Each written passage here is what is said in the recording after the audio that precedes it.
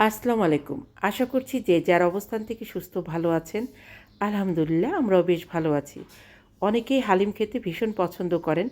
বিশেষ করে রমজানে ইফতারের টেবিলে প্রত্যেক দিন হালিম রাখতে চান। কিন্তু ইচ্ছে করলেই কিন্তু হালিম রান্না করে নেওয়াটা অত সহজ নয়। কারণ রেডি মিক্স হয়তো আমরা পেলাম, কিন্তু সাথে মাংস লাগে। প্রত্যেক দিন মাংস রান্না করার তো ঝামেলা। কাজেই যদি মাংসটাকে আমরা একদিনে রান্না করে ফ্রোজেন করে রাখি, সেই ক্ষেত্রে কিন্তু হালিম রান্না করে নেওয়াটা খুব সহজের হবে। এখানে আমি 3 কোম্পানির হালিমের মিক্সড নিয়েছি। আমি 3 কোম্পানিরটাই ট্রাই করব, দেখব কোনটা ভালো লাগে। আপনারা আপনাদের পছন্দ মতো যে কোনো একটা বেছে নিতে পারেন। রমজানের ইফতারিতে হালিম রান্না করে নেওয়ার জন্যে আমি 3 কেজি গরুর গোশত রান্না করে ফ্রোজেন করব। ইচ্ছে করলে মুরগি বা খাসির মাংস এভাবে ফ্রোজেন করে রাখা যায় হালিম রান্না করার জন্য। আমন্ত্রণ জানাচ্ছি দিলরুবার হেসেলে। অনুরোধ করব লাইক দিয়ে আজকের রেসিপিটি কন্টিনিউ করবেন। আশা করছি রেসিপিটি আপনাদের কাছে অনেক ভালো লাগবে। আমি মাংসটাকে কেটে খুব পরিষ্কার করে ধুয়ে নিয়েছি। ঠিক এইভাবে কেটে নিয়েছি, এতে খেতে সুবিধা হবে। এখানে প্রায় 7-8টার মতো এলাচি এবং 2-4 ইঞ্চির মতো দারচিনি নিয়েছি, কিছু আস্ত মৌরি, খুব সামান্য রাঁধুনি এবং মেথি ব্যবহার করেছি। আর এখানে আমি যে চামিচটা ব্যবহার করেছি, চা চামিচ, সেই চামিচের 3 চামচ করে সমস্ত মশলা দিয়েছি। শুধু হলুদের গুঁড়াটাকে আমি 2 চামচের থেকে একটু বেশি দিয়েছি। জিরাটাও 3 চা চামচ, রসুন 3 চা চামচ, আদা 3 চা চামচ, লবণ পরিমাণ মতো, শুকনো মরিচের গুঁড়াও 3 চা চামচ। এখানে যেহেতু আমি হালিমের যে মশলা আছে সেটাও ব্যবহার করব, সেই হিসাব করে আমি এখানে মশলা ব্যবহার করেছি। মশলাটা আপনারা আপনাদের পছন্দ অনুযায়ী ব্যবহার করবেন। তেলের পরিমাণটাও আমি কম দিয়েছি, কারণ হালিম রান্নার শেষে আমরা বাগার দিয়ে থাকি, সেক্ষেত্রেও তেল ব্যবহার করব। সেই কথা চিন্তা করে আমি এখানে তেলের পরিমাণটা কম দিয়েছি। আর আমি তেলযুক্ত গোশত নিয়েছি। হালিম রান্নার ক্ষেত্রে তেলযুক্ত গোশত ব্যবহার করলে হালিমটা খেতে ভালো লাগে। 3 কেজি মাংসের জন্য আমি 3 মুঠো পেঁয়াজ ব্যবহার করেছি।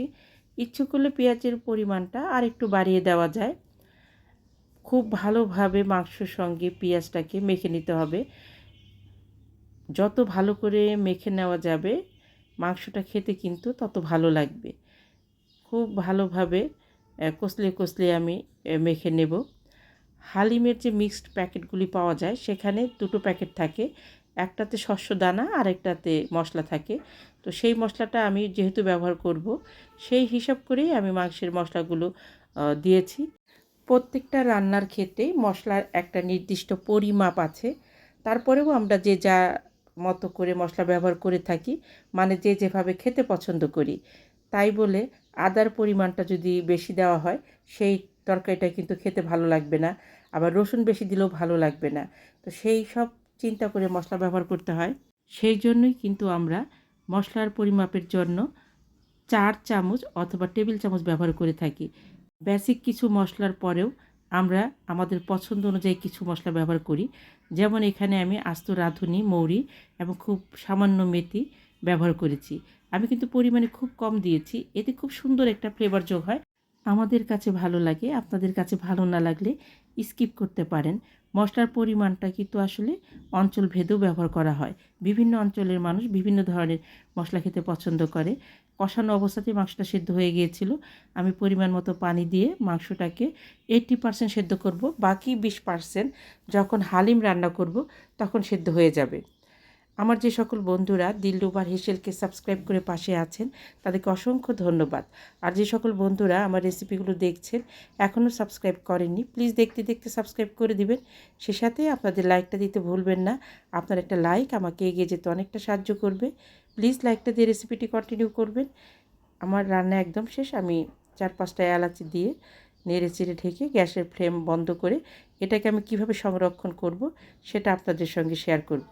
দেশ দেশের বাইরে দূর দূরান্ত থেকে যে সকল দাদা দিদি ভাই বোন বন্ধু, সেই সাথে আমার সাধারণ দর্শক বন্ধু যারা আছেন, আমার রেসিপিগুলো দেখে অনেক সুন্দর সুন্দর কমেন্ট করছেন, আমি তাদের প্রতি ভীষণভাবে কৃতজ্ঞ। প্লিজ এভাবে পাশে থাকবেন। আমার পরিবারের সদস্য সংখ্যা 4 জন। সেই হিসাব করে আমি 6 দিন রান্না করব, সেইভাবে গোশটা রান্না করেছি। যাদের পরিবারের লোক সংখ্যা বেশি, যদি রাখতে চান পরিমাণে বাড়িয়ে দিবেন। আমরা কিন্তু ঘরে যেভাবে হালিম খেয়ে থাকি, মাঝে মাঝে বাইরে থেকে বেশ ভালো জায়গার হালিম এনেও রোজার ভিতরে ট্রাই করি। আমি ঠিক এইভাবে ছোট ছোট বাটিতে সংরক্ষণ করেছি। একটা বাটি বের করলে একটা প্যাকেটের সঙ্গে খুব সুন্দরভাবে রান্না করে নেওয়া যায়। হালিম মিক্সড ইচ্ছা করলে আপনারা ঘরেও তৈরি করে নিতে পারেন।